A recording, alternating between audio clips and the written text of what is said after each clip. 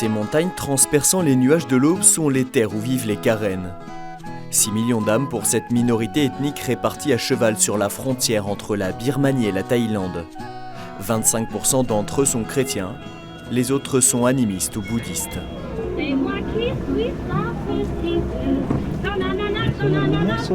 C'est dans le nord-ouest de la Thaïlande, dans la région de Mae Sot, à 10 000 km de la France, que le père Camille Rio écoute en boucle dans son 4x4 ces bonnes vieilles ballades populaires.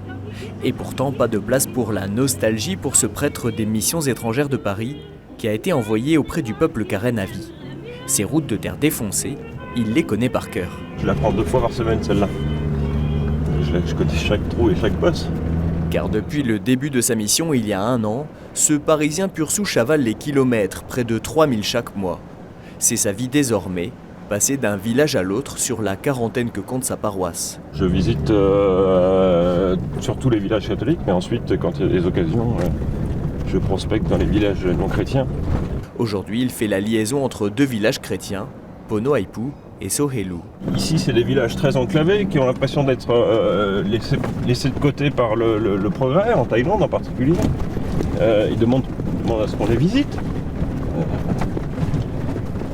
Et qu'on les estime pour ce qu'ils sont. C'est pour ça qu'on fait un effort aussi important et à mon avis plus que légitime pour l'encouragement de la culture et de l'identité Karen, parce qu'ils ont une culture d'une richesse inouïe.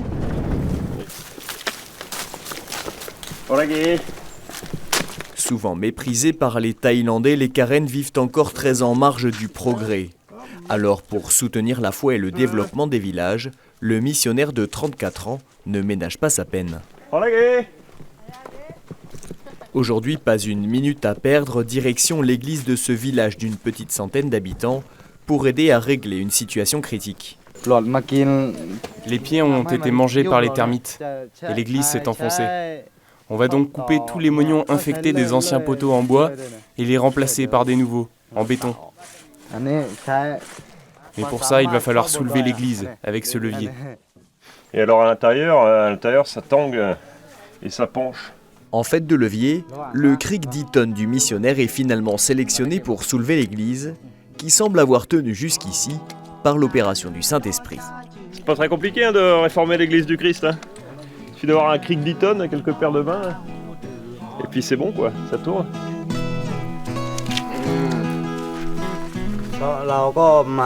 Ces travaux sont importants parce que nous venons prier ici. On apprécie aussi qu'un prêtre blanc vienne nous aider. On aimerait qu'il y en ait plus, pour voir comment on vit ici et comment on vit notre foi. On répare l'église pour que tous voient qu'ici, on prie, qu'on a la foi dans le Seigneur Jésus. On est heureux d'être là, ensemble, et de travailler à cette belle œuvre. En fait, on aimerait que la foi des fidèles grandisse. Et je le crois, réparer l'église fait grandir la foi ici. Ici, finalement, pas de grand plan pastoral, mais une annonce de l'évangile à travers les petites choses toutes simples du quotidien. On travaille avec eux, on mange avec eux, on dort avec eux, on prie avec eux. Voilà, aujourd'hui, on a remonté l'église qui s'effondrait, on a changé les poteaux. Voilà le genre de petits gestes qui, aux yeux des gens qui sont ici, les chrétiens et les non-chrétiens, posent des actes qui parlent, quoi, qui témoignent de la venue du Christ. On construit une église sur le roc, on la redresse, on redresse l'église. Ça, c'est un beau symbole de ce qu'on fait ici. Si personne ne vient les visiter, les communautés s'enfoncent doucement dans le limon. Et ça met du temps. Ici, l'évangélisation est toute récente. Les gens qu'on a vus aujourd'hui, soit c'est des convertis eux-mêmes, soit c'est leurs parents qui se sont convertis. Or, pour qu'une chrétienté soit solidement établie et puisse se porter elle-même, il faut 3, 4, 5, 6 générations. Et dans les villages dans lesquels il dort le soir, le prêtre célèbre la messe avec la communauté chrétienne.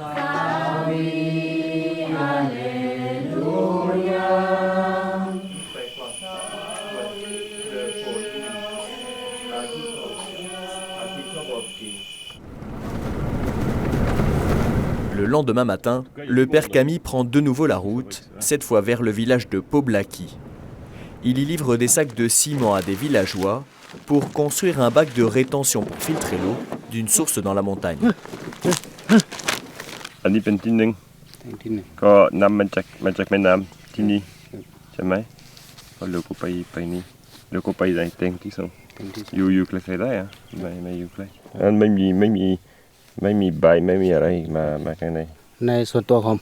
Pour moi et tous les villageois, ce réservoir est indispensable. À Poblaki, on n'a pas assez d'eau. S'il n'y a pas d'eau, on est obligé de descendre jusqu'à la rivière en contrebas sur des pentes comme celle-ci. Et on va avec des bambous et des seaux récupérer de l'eau, ce qui est très pénible. Donc c'est très bien que le père nous amène son savoir-faire.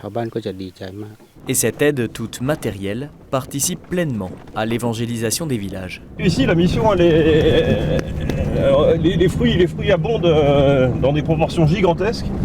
C'est rageant d'ailleurs parce qu'il suffirait de 2-3 paires supplémentaires et puis c'est par village entier que les gens passent au Christ, quoi. Des familles entières qui nous demandent qu'elles soient visitées, mais voilà, on n'a personne pour aller les visiter, alors on fait ce qu'on peut. Moi je cavale comme je peux, les 2 autres pères pareil, mais il en faudrait plus, quoi.